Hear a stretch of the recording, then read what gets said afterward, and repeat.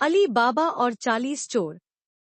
अली बाबा एक गरीब लकड़हारा था, जिसका एक अमीर भाई कासिम था। कासिम ने कभी अपने पैसे अपने भाई के साथ साझा नहीं किए। इसके बजाय वह अली बाबा उसकी पत्नी और बेटे के साथ बुरा व्यवहार करता था। एक दिन जब अली बाबा जंगल में लकड़ियां काट रहा था, उसने कई घुड़सवारों को देखा और छिप गया। वह एक पेड़ पर चढ़ गया और 40 घुड़सवारों को देखा। इन लोगों के पास सोने से भरी थैलियां थीं, जिन्हें वे एक बड़ी चट्टान के पास ले गए। उनमें से एक ने जोर से कहा, खुल जा सिमसिम, और चट्टान में एक दरवाजा खुल गया। वह आदमी गुफा के अंदर चला गया और बाकी उसके पीछे पीछे चले गए। कुछ समय बाद वे बाहर आए और उनके नेता ने कहा, बंद हो जा सिमसिम। जब चोर चले गए तो अली बाबा गुफा के दरवाजे के पास गया। उसने वही जादुई शब्द कहे और गुफा में प्रवेश किया। वह गुफा के अंदर सोने, रेशम, जवाहरात और सोने के मुकुटों के ढेर देखकर दंग रह गया। यह सोचकर कि चोरों से चोरी करना गलत नहीं है, उसने अपने और अपने परिवार के लिए कुछ सोना लेने का फैसला किया। घर पहुंचकर उसने अपनी पत्नी को सोना दिखाया।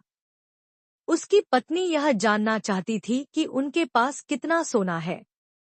वह कासिम के घर गई और उसकी पत्नी से तराजू उधार मांगा ताकि वह सोना तौल सके।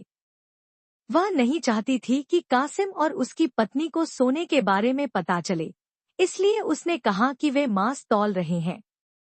कासिम की पत्नी को इस बात पर विश्वास नहीं हुआ और उसने सोचा कि अली बाबा के पास मांस खरीदने के पैसे कहां से आए।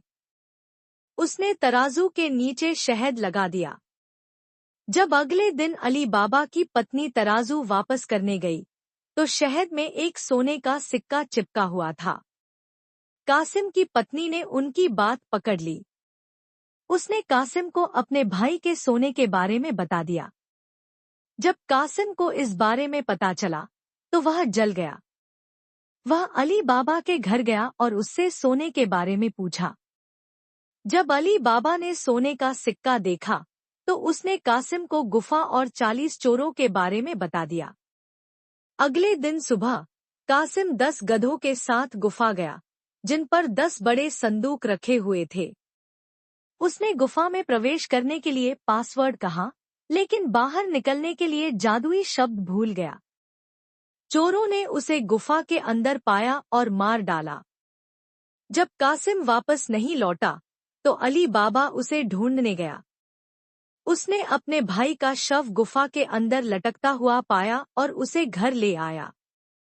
कासिम की नौकरानी मरजाना की मदद से उन्होंने कासिम का अच्छे से अंतिम संस्कार किया, ताकि किसी को उसकी मौत का कारण पता न चले।